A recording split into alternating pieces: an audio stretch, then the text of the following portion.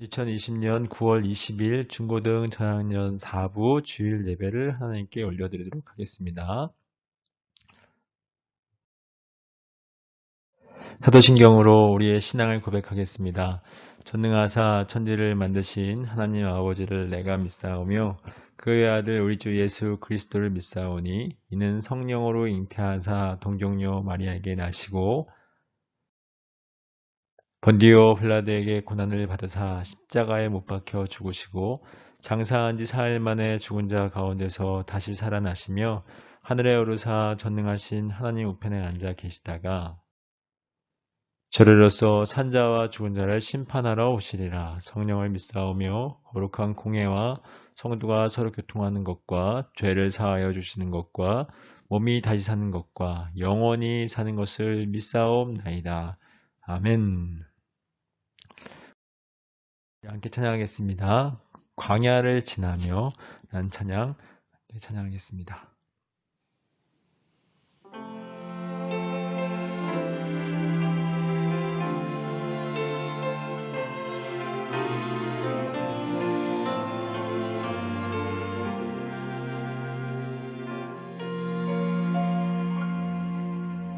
왜 나를 깊은 어둠 속에 홀로 두시는지, 어두운 밤은 왜 그리 길었는지, 나를 고독하게, 나를 낮아지게 세상 어디도 기댈 곳이 없게 하셨네.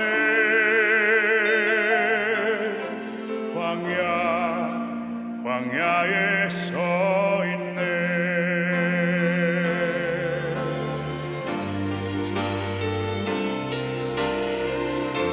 주님만 내 도움이 되시고, 주님만 내 빛이 되시는, 주님만 내 친구 되시는 광야.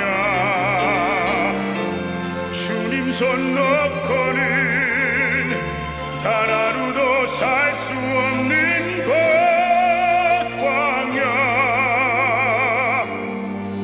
광야에 서 있네.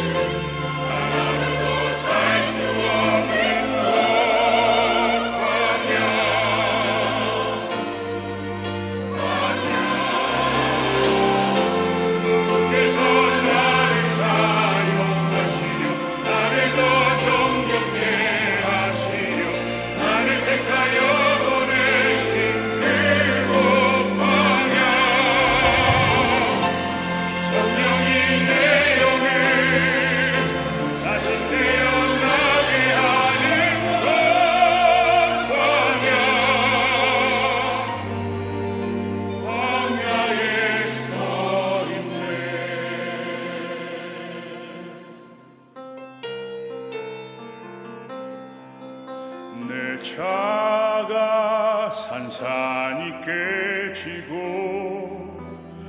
높아지려 했던 내 꿈도 주님 앞에 내려놓고 오직 주님 뜻만 이루어지기를 나를 통해 주님 만들어나시기를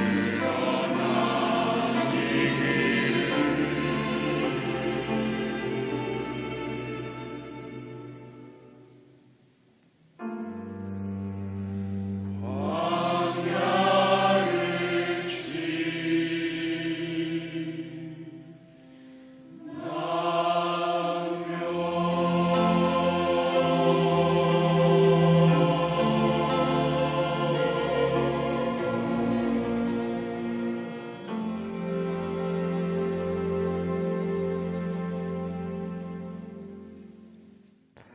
오늘 우리에게 주신 하나님의 말씀은 열왕기상 5장 1절에서 6절 그리고 12절의 말씀입니다.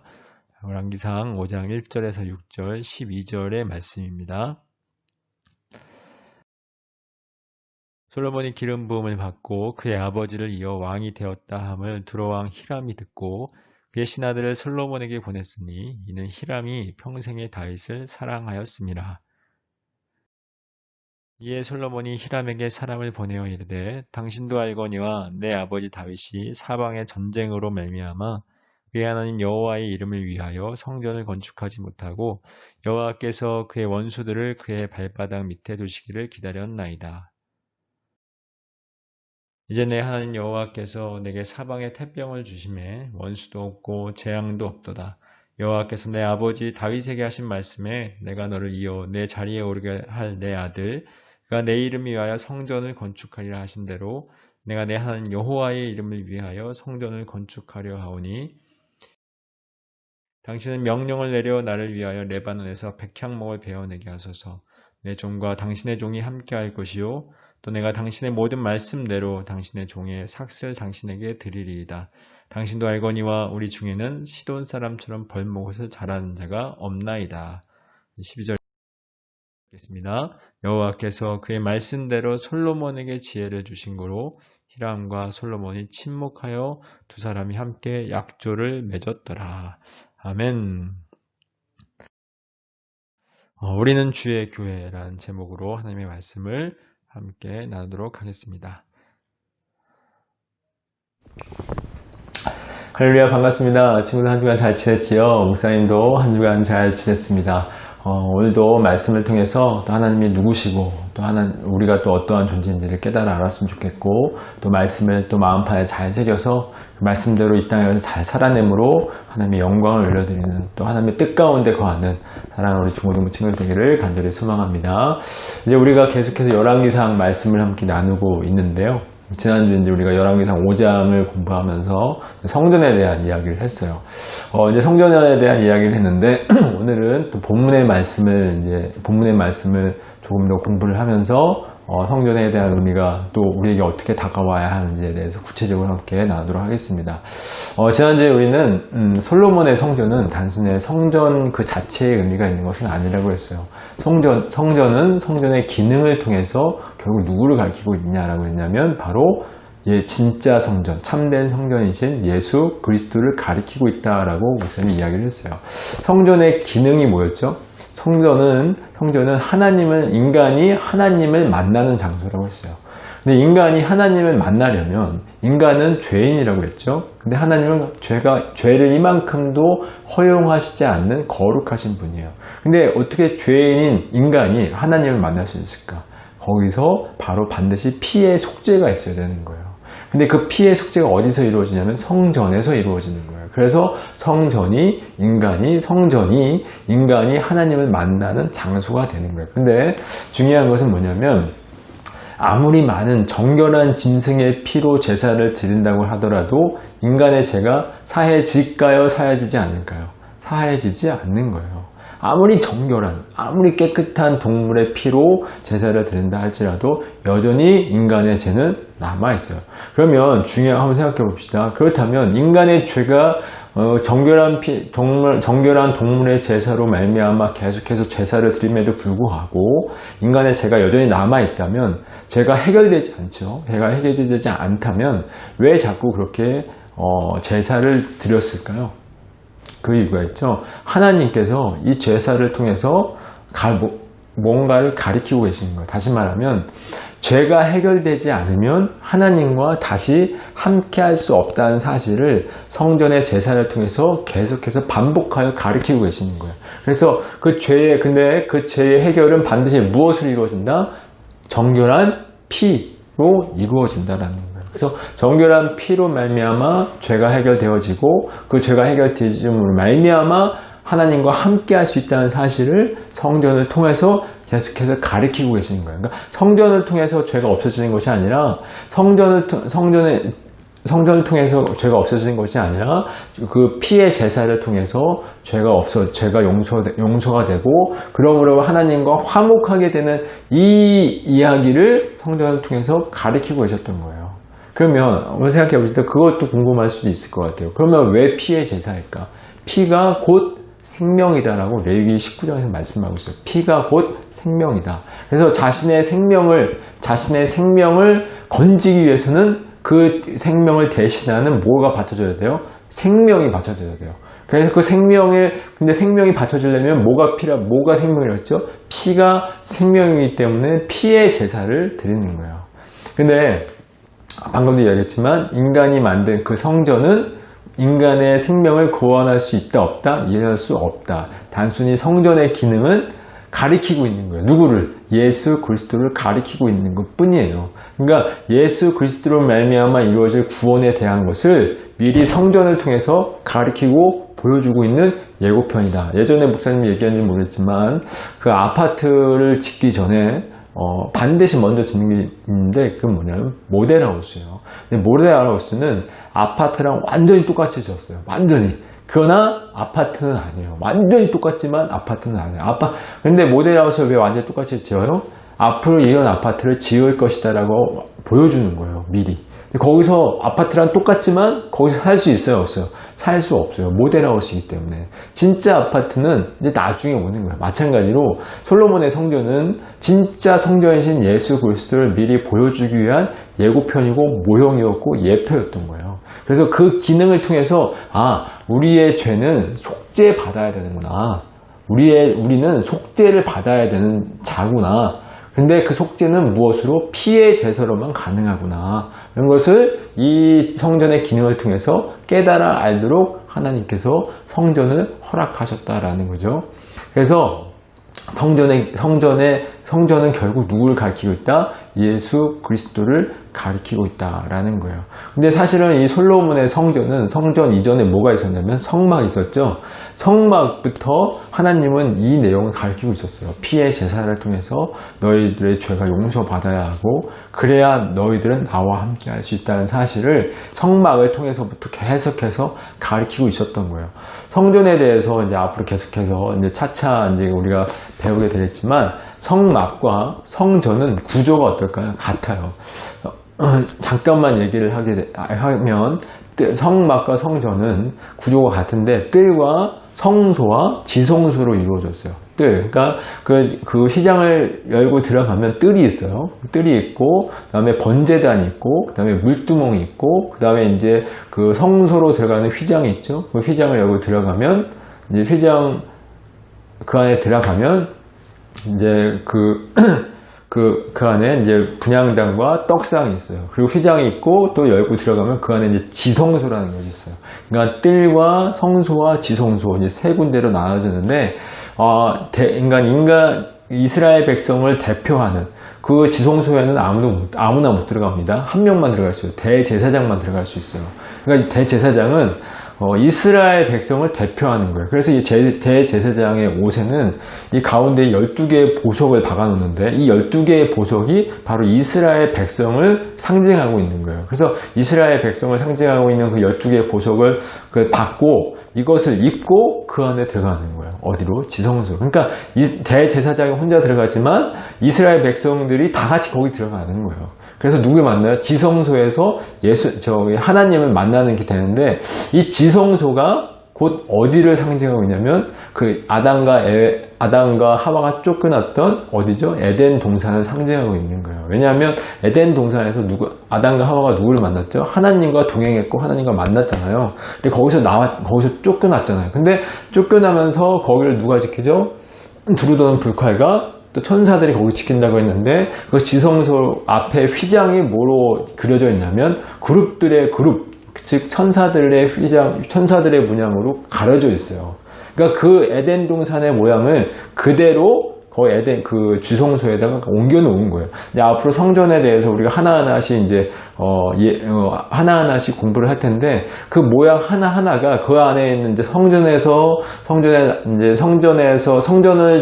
짓고 있는 그 안에 있는 모든 모양들, 그다음에 모든 식양들이 전부 다 에덴 동산을 모양하고 있는 거예요. 그 안에. 그러니까 에덴 동산에서 하나님과의 관계했던 그 모습들을 그 안에서 다 만들어 놓고 그 안은 바로 피의 제사를 통해서만 들어갈 수 있다는 것을 가리키고 있었던 거예요. 계속해서 하나님은 성막과 성전을 통해서.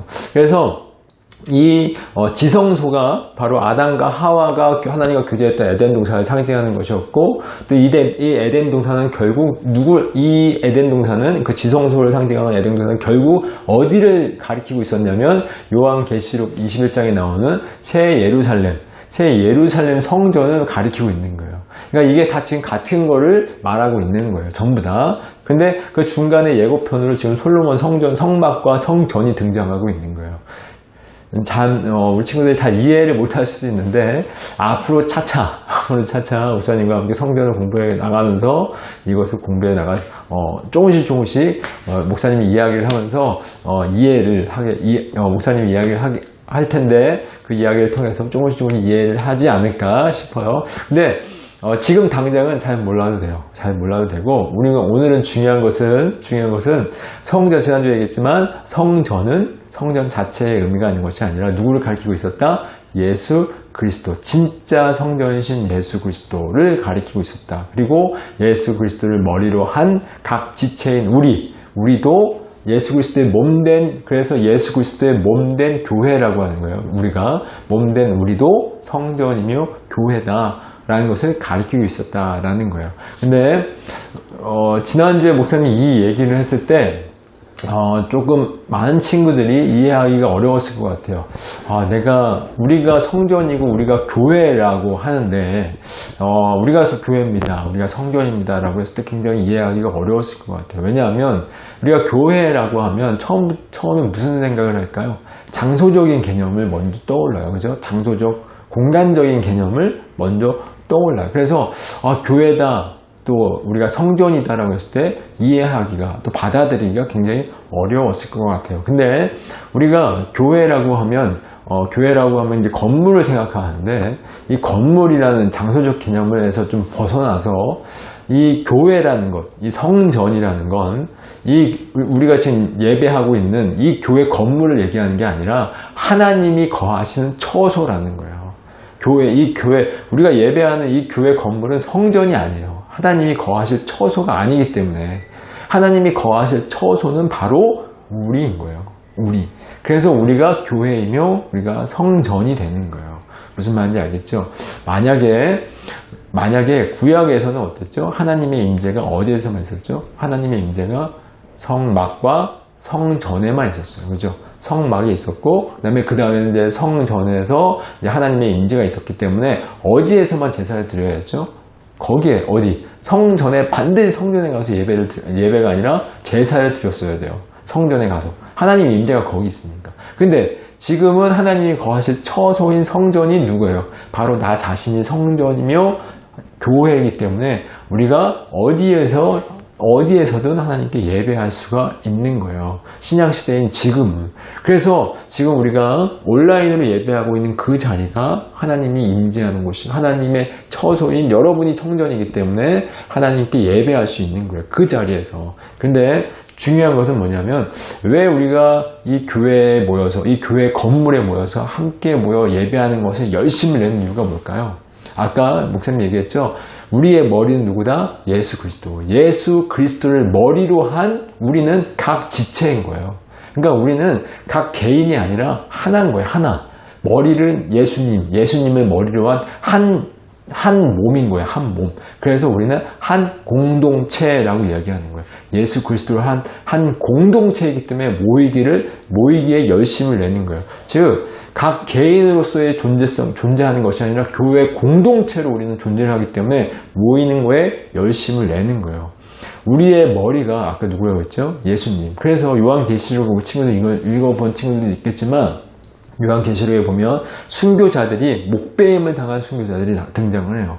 왜 목베임을 당할까요? 우리의 머리는 누구기 때문에? 예수 그리스도이기 때문에. 예수 그리스도가 우리의 머리이기 때문에 그거를 상징하여 보여주기 위해서 목베임을 당한 사람들이 등장을 하는 거예요. 그래서 우리는 예수 그리스도를 머리로 한 공동체이기 때문에 모이기에 열심을 내는 거예요. 열심. 그래서 또 뿐만 아니라 우리 이 교회 공동체는 그러니까 우리 각 교회들, 우리 모든 이 교회 공동체는 이미 묵시의 세계, 그러니까 시간 밖의 세계에서는 완전히 완성이 되어 있어요. 이게 무슨 말인지 이해가 못하는 친구도 있겠지만 우선 이렇게만 알아들었으면 좋겠어요. 묵시의 세계, 그러니까 시간 밖의 세계에서는 이미 완성이 되어 있어요. 이 완성이 되어 있는 그 교회 공동체가 이 땅이라는 역사와 시간 안에 있는 이 땅에서 교회 공동체의 모습이 어떠한지를 보여주는 거예요. 이 교회 공동체를 통해서. 즉 교회 공동체, 이 성전이 우리의 모습을 통해서 천국에서 하는 그 성전의 모습을 이 땅에서 미리 우리를 통해서 보여주고 계시는 거예요. 그래서 우리는 모이는 데 있어서 열심을 내는 이유가 거기에 있는 거예요. 우리는 교회 공동체이기 때문에. 교회 한 명 각 개인의 교회가 아니라 교회 공동체이기 때문에. 그리스도를 머리로 한 교회 공동체이기 때문에 우리가 모이는 곳에 열심을 내는 것이다. 라는 것이죠. 그래서 이 하나님, 우리의 모습을 통해서 하나님의 영광의 임재를 드러내야 되는. 왜냐하면 우리는 성전이기 때문에. 그래서 우리의 삶의 이유와 목적은 영광이 되는 거예요. 영광. 이제 이런 것에 대해서 이제 목사님이 나중에 기회가 되면 교회론을 강의하게 될 때 조금 더 구체적으로 함께 나왔으면 좋겠고,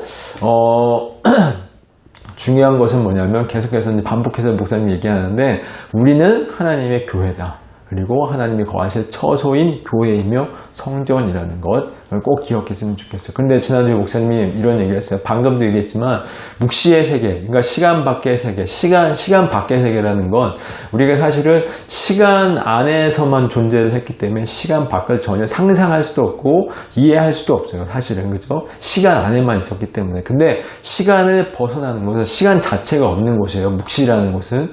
그러니까 영원이라는 건 시간 자체가 없는 거예요. 시간 자체가 없는 그 영원한 곳, 묵시의 세계 속에서 이미 우리는 성전으로, 교회로 완성이 되어 있어요. 근데 완성이 되어 있지만 또한 완성이 되어 갈 거예요. 완성이 되어 있는데 완성이 되어 갈 것이다. 이게 무슨 말? 이미 완성이 되어 있는데. 그러니까 시간 안에서는 그걸 받아들이고 이해할 수가 없는데 이미 완성이 되어 있고 완성이 될 것이라고 목사님 지난주에 얘기를 했어요. 근데 완성이 되었다라는 말은 그게 무슨 말이냐면 성전으로 완성이 되었다라는 말은 죄가 조금도 없는 상태. 쉽게 말하면 죄가 조금도 아주 티끌만큼도 없는 상태를 말해요. 완성이 되었다라는 말은 그러니까 그렇게 우리가 완성이 될 거예요. 근데 한번 생각해 봅시다. 우리가 이제 묵시의 세계 속에서는 우리가 죄가 조금도 허락되지 않는, 아주 티끌만큼도 허락되지 않는 그런 상태로 완성이 되어 있어요. 지금 되어 있는데 동시에 될 거래요. 이게 무슨 말일까? 한번 생각해 봅시다. 지금 우리의 현실을 한번 봅시다. 현실은 어떻습니까?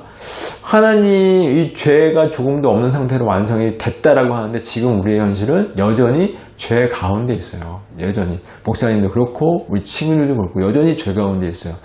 죄를 짓는다는 건, 이 죄라는 건 목사님 반복해서 얘기했지만 죄의 증상과 죄는 다른 겁니다. 죄의 증상, 우리가 거짓말하고 또 욕심부리고 또 이런 여러 가지 많은 것들을 행하는 것은 죄의 증상들이에요. 우리가 감기에 걸렸을 때 콧물 나고 목 아프고 기침 나고 몸살하는 건 뭐라고 하죠? 감기라고 하지만 그것은 감기의 증상이죠. 그리고 그런 증상들이 나타나기 위해서는 뭐가 들어가요? 감기 바이러스가 들어가는 거잖아요. 마찬가지로 죄의 증상들인 거예요. 죄의 증상. 그럼 진짜 죄는 뭐냐? 내가 누가 되는 것? 하나님이 되는 게 죄인 거예요. 내가 하나님이 되어 살아가는 것. 근데 한번 생각해 봅시다. 어떤 친구들도 나는 하나님이 돼서 살아간다라고 생각하는 친구들이 전혀 없을 거예요. 내가 하나님이 된다라는 건 나 하나님이야 라고 얘기하는 것이 아니라 내가 하나님이 되어 살아가는 건 내가 나의 삶에 무엇이 되어 주인이 되어 살아가는 거예요. 그래서 모든 삶의 결정에 있어서 선택에 있어서 결국 그 중심이 누구죠? 나예요, 나. 목사님도 그렇고 우리 친구들도 그렇고 전부 다 그 중심이 누구죠? 나입니다. 자기 자신이에요. 그러니까 자기 자신을 위해서 선택하고 자기 자신을 위해서 살아가는 모든 행위들이 결국 뭐예요? 하나님 앞에서 죄인 거예요. 전부 다. 그래서 우리는 이런 생각도 해요. 우리는 심지어 이런 고백도 합니다. 죄인이라는 고백 할까요? 안 할까요? 합니다. 그죠? 하나님 전 죄인입니다 라고 고백하지만 여전히 나는 죄인이라고는 고백하지만 그래도 조금은 나은 존재야. 그래 나는 좀 괜찮은 존재야. 그리고 나는 내가 열심히 노력하면 점점 나아질 수 있어 라고 착각하고 있어요. 그렇다면 그 말은 나는 가능성이 있는 존재라고 생각하고 있는 거예요. 여전히 나는 가능성이 있고 나는 괜찮은 존재라고 생각하고 있는 거예요. 그것은 여전히 하나님 앞에서 뭐예요? 죄인이에요. 죄인.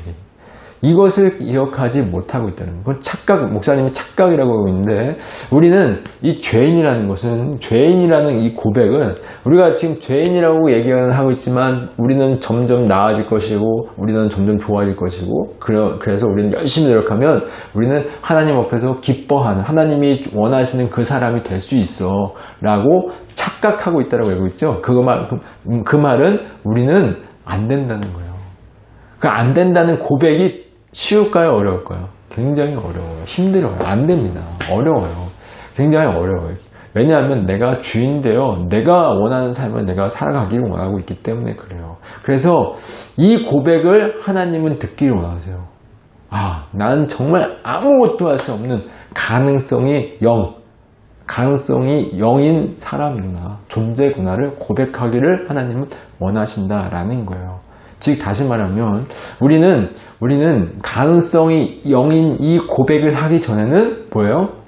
하나님과 원수되어 살아가는 거예요. 죄인으로 살아가는 거예요. 죄인. 여전히 그런 모습으로 살아가고 있다는 거예요. 그런데 중요한 것은 우리가 지금 여전히 죄인된 모습으로, 하나님의 원수된 모습으로, 하나님의 은혜가 아니라 나 자신의 가능성만을 바라보면서 내가 열심히 노력하면 난 점차 좋아질 것이고 열심히 노력하면 하나님이 기뻐하시는 그 삶을 살 수 있다라고 착각하며 살아가고 있는데, 착각하고 살아가고 있는데 그러한 모습 속에서, 그러한 어떤 하나님의 원수된 그 모습 속에서 어떻게 우리가 완성된 성전, 즉 죄가 이만큼도 없는, 이 죄가 이만큼도 없다는 것은 내가 완전히 부정당하는 거예요. 내가 완전히 부정당하는 그 모습으로 어떻게 완성이 될까라는 거예요. 어떻게 완성이 될까요? 그걸 한번 오늘 본문 말씀을 통해서 한번 알아봤으면 좋겠어요. 오늘 본문 말씀을 보니까 이런 말씀이 있습니다. 목사님 읽어볼게요. 2절과 3절 한번 읽어볼게요. 이에 솔로몬이 히람에게 사람을 보내어 이르되 당신도 알거니와 내 아버지 다윗이 사방의 전쟁으로 말미암아 그의 하나님 여호와의 이름을 위하여 성전을 건축하지 못하고 여호와께서 그의 원수들을 그의 발바닥 밑에 두시기를 기다렸나이다 라고 말씀을 해요. 지금 이게 무슨 얘기냐면 솔로몬이 두로의 왕 히람에게 이제 사람을 보냈습니다. 그리고 이제 솔로몬이 이야기를 하는 거예요. 솔로몬의 이야기를 전해주는 거죠. 어떻게 이야기하냐면 자신의 아버지 다윗은 사방의 전쟁, 사방에, 저 목사님 강조하는 얘기를 좀 이렇게 잘 귀담아 들어주세요. 사방의 전쟁으로 인하여 누구의 이름? 여호와의 이름을 위한 성전, 여호와의 이름을 위한 성전을 건축하지 못했다라고 이야기를 해요. 그리고 성전을 건축하기 위해서 여호와께서 그의 원수들을 그의 발바닥 밑에 두시기까지 뭐 했다? 기다렸대요. 성전을 건축하기 위해서 여호와 그의 원수들을 그의 발바닥 밑에 두시기까지 기다렸다라고 이야기해요. 이게 무슨 말이냐면 다윗이 전쟁을 하느라 바빠서 성전을 건축하지 못했다라는 말이 아니라 성전은 누구의 이름을 위하여 건축한다고 했죠? 여호와의 이름. 그래서 지금 솔로몬이 이야기한 겁니다. 성전은 여호와의 이름을 위해서 건축하는 것이라고 했어요. 그런데 아직 원수들이 여호와의 이름 앞에 굴복하지 않았기 때문에 무엇을 건축할 수 없었다? 성전을 건축할 수 없었다라는 말을 하고 있는 거예요. 그러니까 다윗이 전쟁을 하고 있는 이유는 여전히 그 이스라엘 주변에 여호와의 누가 있었다? 원수들이 있었다라는 거야. 그러니까 여호와의 원수들이 그 앞에서 여호와의 이름 앞에 굴복하지 않은 상태이기 때문에 무엇을 건축할 수 없다? 성전을 건축할 수 없었다라는 말을 하고 있는 거예요. 그래서 온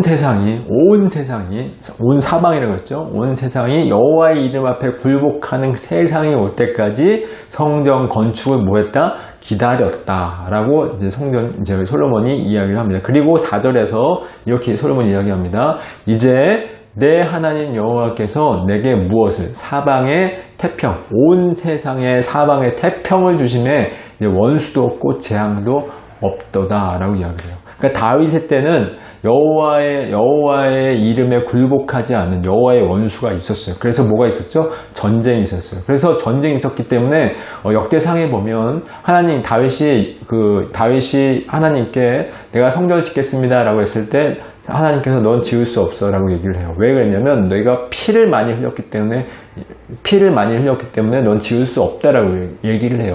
피를 많이 흘렸기 때문에 성전을 짓지 말라고 하셨는데 그 이유는 피를 많이 흘려서가 아니라 전쟁을 많이 치렀기 때문에, 그 말은 여전히 여호와의 원수들이 그 주변에 많이 있기 때문에 그래요. 그러니까 여호와의 성전 건축의 상징은 뭐냐면, 성전의 상징은 뭐냐면 모든 사방이 여호와의 이름 앞에 굴복했다라는 것을 상징하여 그 성전이 건축되는 거예요. 무슨 말인지 알겠죠?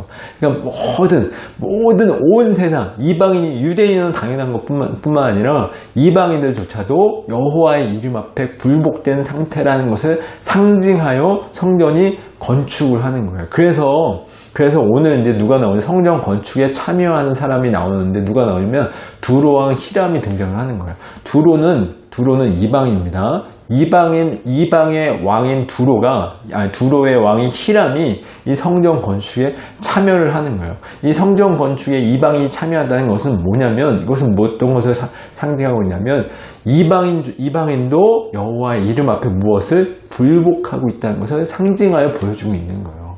그러니까 지금 아까 4절에 보니까 모든 사방에 무엇을 주셨다? 여호와 하나님께서 태평을 주셨다. 그래서 원수도 없고 재앙도 없다 라고 얘기하고 있는 거예요.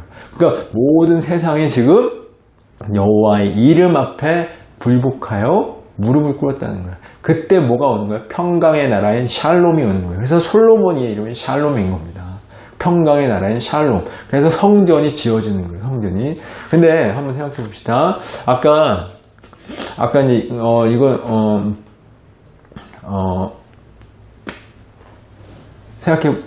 아까 목사님이 성전은 누구의 이름을 위하여? 여호와의 이름을 위하여 짓는 거였어요. 여호와의 이름을 위하여. 이 말은 곧 온 세상이 여호와의 이름 앞에 굴복하였다는 것을 상징하여 뭐가 세워지는 거예요? 성전이 세워지는 거예요. 이걸 우리가 반드시 기억해야 돼요. 그러니까 온 세상이 누구의 이름 앞에? 여호와의 이름 앞에 굴복했다는 것을, 성전이 세워진 것을 통해서 우리는 볼 수가 있는 거예요. 그러면 한번 생각해 봅시다. 그 반대가 되면 어떻게 될까요? 성전이 세워졌어요. 성전이 세워졌는데 여호와의 원수가 등장을 했어. 그러면 성전이 더 이상 있을 이유가 있을까요? 없을까? 성전이라는 건, 성전이 세워졌다라는 건 여호와의 이름 앞에 굴복하는, 모든 세상이 굴복했다는 것을 상징하여 보여주고 있는데, 여호와의 원수가 한다고 한다면 성전은 그 자리에서 무너지는 거예요.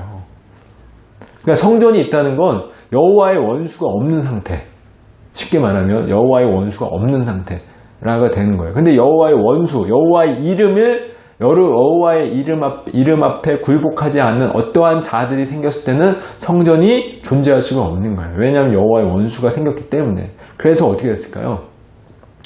솔로몬의 성전이 어떻게 됐어요? 나중에 무너져 내렸어요. 왜?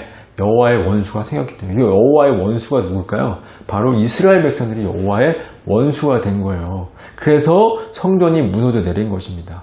성전이 무너져 내리는 거예요. 솔로몬이 그 이스라엘 백성들이 BC 586년에 바벨론을 통해서 멸망당하죠. 그때 성전이 무너져 내려요. 그때 성전을 하나님께서 무너뜨리신 이유가 뭘까요? 이스라엘이 하나님의 원수가 되었기 때문에.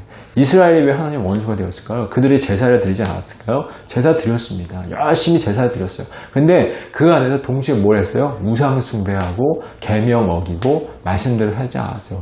제사는 드렸지만 우상도 섬겼고 말씀대로 살지 않았고 하나님 여호와의 이름 앞에 굴복하지 않은 원수되어 살아갔어요. 그래서 성전을 무너뜨려 버리시는 거예요, 하나님께서. 그래서 완전히 무너졌죠. 그래서 이스라엘 백성들이 하나님과 원수되어 여호와의 이름 앞에 굴복하지 않았다라는 것을 상징하여 보여주기 위해서 또 성전이 무너진 거예요. 무슨 말이냐면 성전은 여호와의 이름 앞에 굴복한 모든 세상이 여호와의 이름에 굴복한 상태를 보여주기 위한 그 증거물로 성전이 세워졌다고 한다면 성전이 무너졌다는 것은 여호와의 이름 앞에 굴복하지 않은 하나님의 원수가 있었다라는 건데 그 원수가 누구냐? 바로 이스라엘 백성이었다라는 거예요. 그래서 근데 이것은 이미 하나님께서 이스라엘 백성들에게 경고를 했습니다. 어떻게 경고를 했냐면 열왕기상 9장을 보면 9장 6절을 보면 이렇게 말씀합니다. 목사님 읽어볼게요. 만일 너희나 너희의 자손이 아주 돌아서서 나를 따르지 아니하며 내가 너희 앞에 둔 나의 계명과 법도를 지키지 아니하고 가서 다른 신을 섬겨 그것을 경배하면 내가 그들에게 준 땅에서 끊어버릴 것이요 내 이름을 위하여 내가 거룩하게 구별한 이 성전이라도 내 앞에서 던져버리니. 지금 뭐라고 얘기하고 있냐면 내가 너희 앞에 나의 계명과 법도를 지키지 아니하고 가서 다른 신을 섬겨 그것을 경배하면 내가 이스라엘을 내가 그들에게 준 땅에서 끊어버릴 것이다.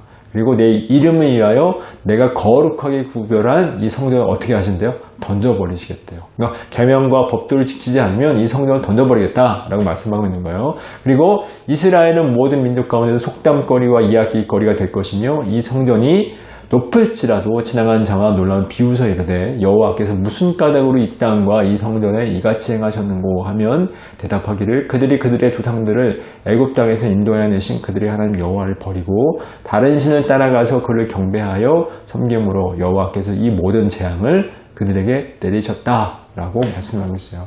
즉, 이 성전 하나님 그들의 말씀을 지키지 아니하고 계명대로 살지 않는다는 것은 누구와 원수되는 거예요? 하나님과 원수된 거예요. 그렇게 됐을 때 무엇을 던져버린다? 하나님이 거룩하게 구별된 이름을 위하여 거룩하게 구별된 이 성전도 던져버리겠다 말씀하고 있어요. 즉 성전은 성전 자체의 의미가 아니라 성전을 통해서 가리키고 계셨는데 무엇을 가리키고 있는 거예요? 여호와의 이름 앞에 온 세상이 굴복한 상태를 성전을 통해서 증거하고 있는데 이스라엘 자체가 말씀대로 살지 않고 계명 어겼기 때문에 그것을 던져버리는 것인 거예요. 근데 중요한 거 한번 생각해 봅시다. 하나님은 전지전능하신 분이세요. 그죠? 전지전능하신 분이세요. 그렇다면 하나님은 또 우리는 시간 안에 있지만 하나님은 시간 밖에 계세요. 이 시간 밖에 계신다는 말은 아마 이렇게 설명을 하면 이해가 쉬울 것 같은데 우리가 높은 고층에 있어요. 가장 높은 빌딩, 아주 높은 고층에서 밑에를 바라보는 거예요.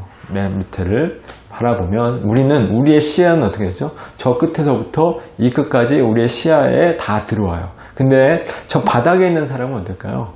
시야가 자기 이 앞에 있는 것밖에 못 봐요. 저 뒤는 못 봐요. 그죠? 근데 위에 있는 사람은 모든 여기에 있는 일과 여기에 있는 일들을 다 볼 수가 있어요. 마찬가지로 지금 이제 바닥에 있는 사람은 당장 그 앞에 있는 것밖에 보지 못하지만 위에 있는 사람은 여기서부터 여기까지 동시에 볼 수 있는 거예요. 마찬가지로 시간 밖에 계신 하나님은 시간 안에 있는 우리들을 동시에 볼 수 있는 거예요. 무슨 말인지 알겠죠? 예를 들자면 이런 말인 거예요. 그러니까 묵시 속에 있는 하나님은 시간 안에 있는 우리를 다 볼 수 있는 거예요. 마찬가지로 하나님은 이스라엘 백성들이 100% 성전에서 계명을 어길 것을 알고 있었다, 모르고 있었다? 알고 있었어요. 알고 있었어요. 즉 그들이 여호와의 이름 앞에 모든 온 사방이 굴복한 상태가 되어 그 성전이 건축되어지는 그 상태를 하나님은 보여주셨지만 동시에 결국 그들이 하나님의 원수가 되어 그 성전이 결국에 무너질 것이라는 사실을 하나님은 이미 알고 계셨어요. 이것을 이미 하나님께서 모세에게 이스라엘 백성들이 가나안 땅에 들어갈 때 이스라엘 백성은 100% 하나님을 배신할 것이라는 것을 모세에게 이미 이야기를 했어요. 그 이야기가 이제 신명기 말씀에 나오는데 그 말씀을 이미 모세에게 얘기했고 하나님이 이미 알고 계셨어요. 그들이 하나님을 배반할 것. 그리고 단 한순간도 출애굽한 이후에 이스라엘 백성은 단 한순간도 단 한 번도 하나님의 말씀을 지킨 적이 없어요. 그래서 이제 선지자를 통해서 시편을 통해서 이야기를 하고 있는데 단 한 번도 그들은 지킨 적이 없습니다. 한 번도. 근데 그 모습은 결국 누구의 모습? 우리의 모습이에요. 단 한 번도 하나님을 위해서 살지 않아요. 근데 이것을 하나님이 모르고 계실까? 아니에요. 모세에게 얘기한 것처럼 이미 다 알고 계셨어요. 하나님은. 그럼에도 불구하고 그를 가나안 땅에 넣으셨고 그럼에도 불구하고 그에게 성령을 허락하신 이유인 거예요. 그러면 하나님께서 왜 성령을 허락하셨을까? 그리고 왜 성령을 허락하시고 그들을 무너뜨리셨을까? 그것이 궁금한 거예요. 왜 그러셨을까요? 하나님은 그 성전이 무너질 것이라는 것을 알고 계셨어요. 100% 알고 계셨어요. 그럼에도 불구하고 성전을 주신 이유는 그들이 성전이 무너짐으로 말미암아 그들 자신이 우리는 하나님 앞에서 온전한 자들이 아니구나라는 사실을 깨달아 알게 하시기 위하여 그렇게 허락하신 거예요. 이게 무슨 말이냐면 이스라엘 백성들은 선민의식이 있었어요. 다시 말하면 성전을 통해서 아까 성전의 기능이 뭐라고 했죠? 성전을 통해서 우리가 죄인임을 깨달아 알게 하시는 거예요.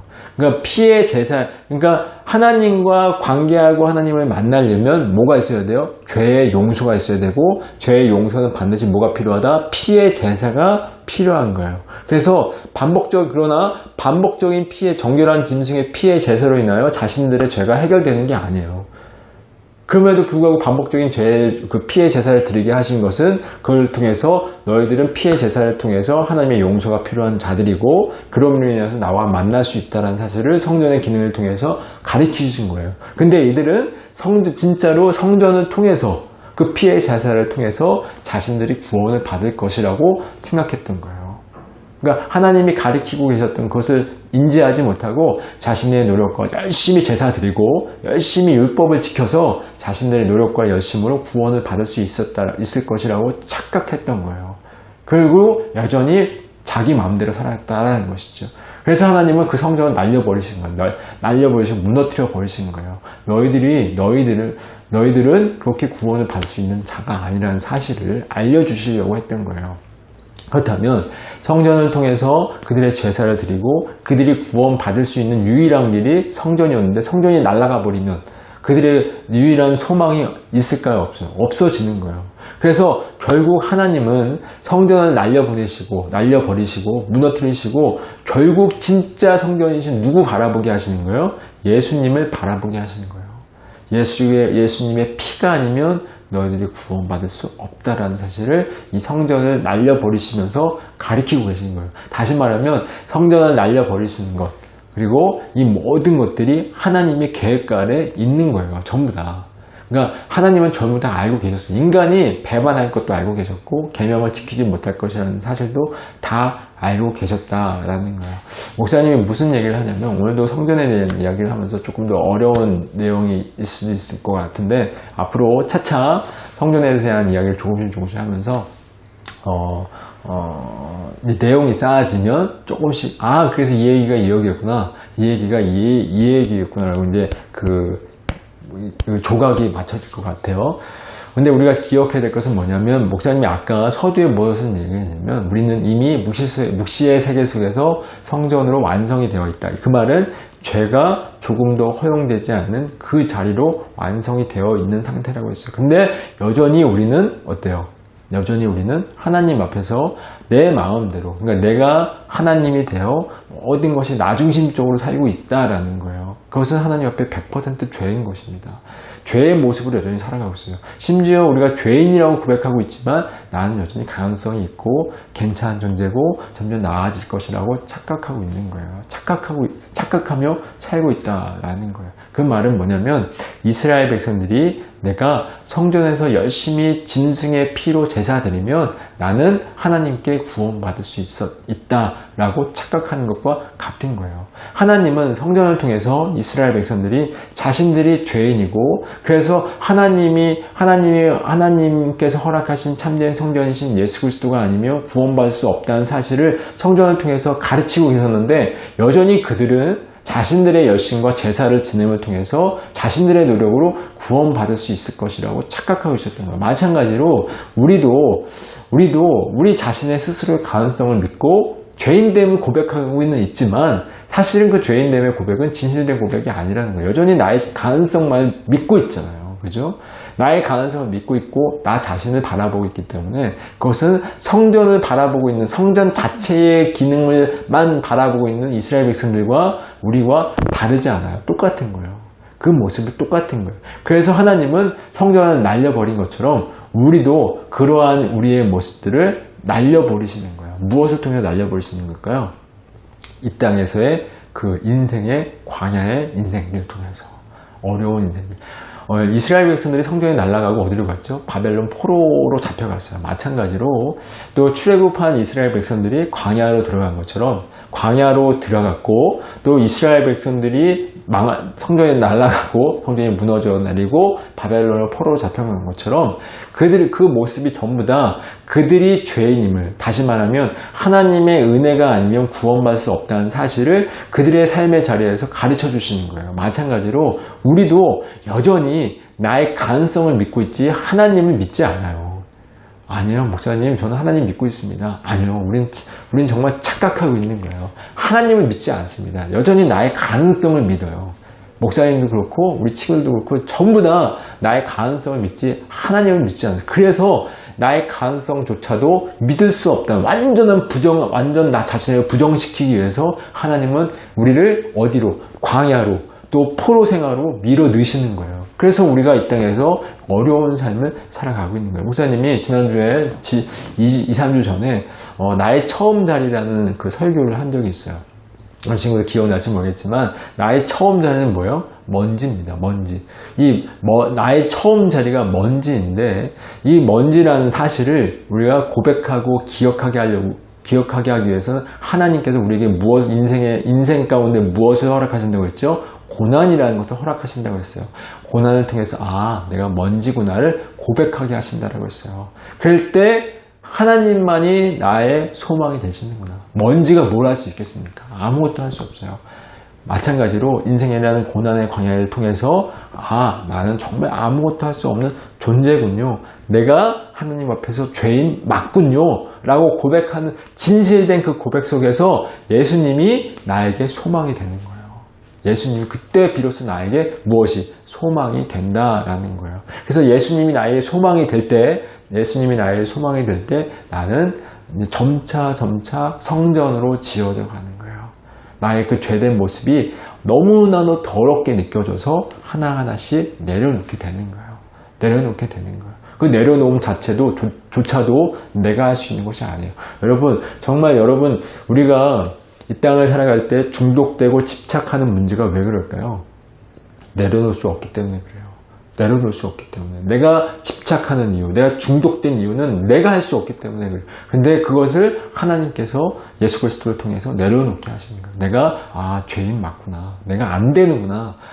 내가 정말 아무것도 할 수 없는 존재가 맞군요 라는 그 고백 속에서 우리가 하나님의 자녀로 지어져 가는 것이고, 그 말은 곧 하나님께서 원하시는 성전으로 지어져 가는, 그래서 그 성전을 통해서 완성되는 거예요. 근데 이 모든 일들이 누구를 통해서 이루어지는 거예요? 예수 그리스도를 통해서 이루어지는 거예요. 예수 그리스도. 예수님이 이 땅 가운데 만약에 성전을 통해서 우리가 구원받을 수 있었다면 예수님이 오실 필요가 없었어요. 우리의 가능성을 통해서 우리가 구원받고 우리가 성전으로 지어져 간다면 하나님은 예수님이 이 땅에 오실 필요가 없었어요. 예수님이 이 땅에 오셨다는 말은 우리는 할 수 없다는 말이에요. 우리는 100% 죄인이고 100% 할 수 없는 자이기 때문에 예수님이 오신 거예요. 그래서 그 예수님을 의지함으로, 예수님을 바라봄으로 우리가 하나님의 자녀로, 성전으로 지어져 가는 것입니다. 그럼 우리가 누굴 바라봐야 될까요? 나 자신의 가능성을 바라보는 것이 아니라 누굴 바라봐야 돼요? 예수 그리스도를 바라봐야 한다라는 거예요. 근데 예수 그리스도를 바라봐야 되는 것은 아까도 얘기했지만 그 전제가 있어요. 뭐예요? 내가 죄인됨을 고백해야 돼요. 근데 그 죄인됨의 고백은 나 죄인입니다 라고 고백하는 그것이 아니라 진실된 고백. 근데 그 진실된 고백은 하기가 어려워요. 그래서 하나님은 우리를 어디로 밀어넣으셔요? 광야로 밀어넣으시는 거예요. 광야를 통해서 내가 죄인 맞군요 라고 고백하게 하시는 거예요. 그럴 때 우리를 하나님 자녀로 지어져 가는 것입니다. 그것이 바로 하나님께서 우리를 자녀로 지어져 가는 과정인 거예요. 광야의 삶 힘듭니다. 너무나도 힘든 거예요. 그래서 그리스도인은 굉장히 힘든 삶을 살아가는 거예요. 그러나 그것이 잘 사는 것이고 그것이 맞게 살아가는 것이고, 어렵지만 잘 견뎠으면 좋겠고, 그래서 그리스도인으로서 하나님의 자녀로서 또 완성된 그 성전을 바라보면서, 완성된 성전, 죄가 이만큼도 허락되지 않는 그 완성된 그 성전, 여러분이 성전입니다. 성전으로서 지어져 가고 또 완성되었지만 또 완성될 그것을 바라보면서 우리에게 허락하신 이 광야의 길을 잘 참고 견뎌내면서 그것을 바라보고 잘 이겨내는 우리 사랑하는 우리 중고등부 친구들 되기를 간절히 소망합니다. 기도하겠습니다. 하나님 아버지 감사합니다. 오늘도 귀한 말씀을 통해서 하나님 아버지 또 은혜를 누릴 수 있도록 인도하여 주심에 감사합니다. 하나님, 우리는 주님 이미 성전으로 완성이 되어 있다라고 이야기를 하는데, 우리는 여전히 우리의 삶의 모습 속에서 하나님을 위하여 살아가지 않고 나중심적으로 또 나만을 위해서 살아가고 있는 하나님의 죄인된 모습을 보게 됩니다. 그래서 하나님은 우리가 죄인됨을 자각하게 하여 주시고, 또 그러므로 예수님만 소망하게 하시기 위해서 인생이라는 광야의 길을 허락하신 것을 주님 말씀을 통해서 깨달아 알게 하셨사오니, 이 광야의 길에서 어렵고 힘들지만 주님 믿음의 자녀로, 하나님의 자녀로, 하나님의 완성된 그 성전으로 지어져 가고 있다는 사실을 잘 기억하여 믿음 안에서 이 광야의 인생길을, 어려운 인생길을 잘 견뎌낼 수 있는 우리 믿음의 친구들 될 수 있도록 인도하여 주시옵소서. 그러므로 주님, 내가 하나님 앞에서 죄인임을 자각할 때 내가 행했던 모든 것들을 조금씩 내려놓을 수 있는 은혜를 허락하여 주셔서 하나님의 자녀로, 또 하나님의 영광을 드러내는 자로 지어져가는 우리 친구들 될 수 있도록 인도하여 주시옵소서. 하나님, 또 한 주간 살아갑니다. 우리의 원대로 살지 않게 하시고 말씀대로 순종하여 믿음 안에서 살아가는 우리 친구들 될 수 있도록 인도하여 주시며, 특별히 코로나로 인하여 어려움을 겪고 있고 또 두려움 가운데 있는 친구들도 있습니다. 주님, 코로나로부터 보호하여 주시고 어떠한 질병도 침투하여 들어오지 못하도록 인도하여 주시며, 아버지 어떠한 상황 속에서도 하나님께 영광을 올려드리는 교회이며 성전임을 기억하여 영광을 드러내는 사랑하는 우리 친구들 될 수 있도록 인도하여 주시옵소서. 이 땅을 살아가는 삶의 이유와 목적이 우리가 성전이라는 사실을 기억하고 하나님께만 영광을 올려드리는 삶의 목적이 될 수 있도록 은혜 위에 은혜를 더하여 주시옵소서. 주께서 늘 항상 함께 숨싸옵고 살아계신 예수님의 이름으로 기도하옵나이다. 아멘. 이제는 우리 주 예수 그리스도의 은혜와 하나님의 지극하신 사랑하심과 성령 하나님 함께 하시고 도와주시고 교통하시는 역사하심이 광야의 인생길을 걸어가고 있지만 그것으로 인하여 원망하는 것이 아니라 내가 하나님의 자녀로, 또 하나님의 성전으로, 완성된 성전으로 지어져 가고 있다는 사실을 믿음의 눈으로 보게 하시고 보게 하여 봄으로 말미암아 주님 잘 믿음 안에서 잘 살아내기로 결단하는 우리 사랑하는 중고등부 친구들과 우리 선생님들 머리 위에 이제부터 영원토록 함께 하시기를 간절히 축원하옵나이다. 아멘.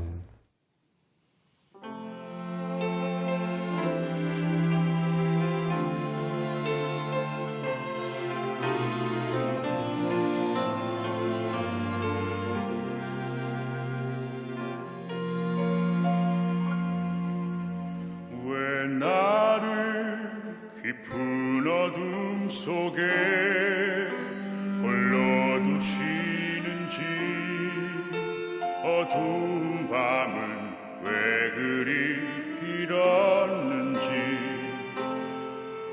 나를 고독하게 나를 낮아지게 세상 어디도 기댈 곳이 없게 하셨네.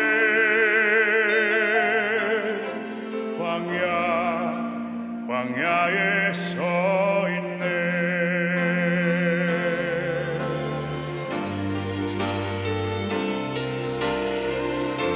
주님만 내 도움이 되시고 주님만 내 빛이 되시는 주님만 내 친구 되시는 광야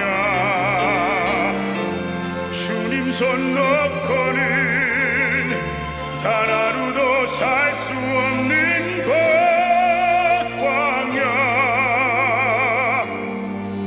광야에 서 있네.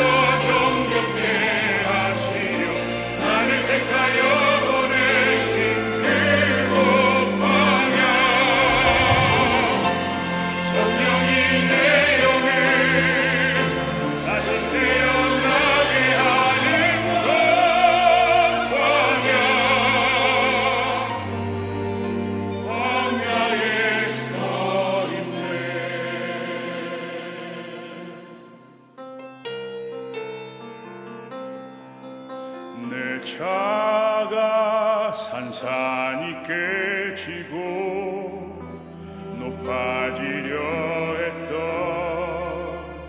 내 꿈도 주님 앞에 내려놓고 오직 주님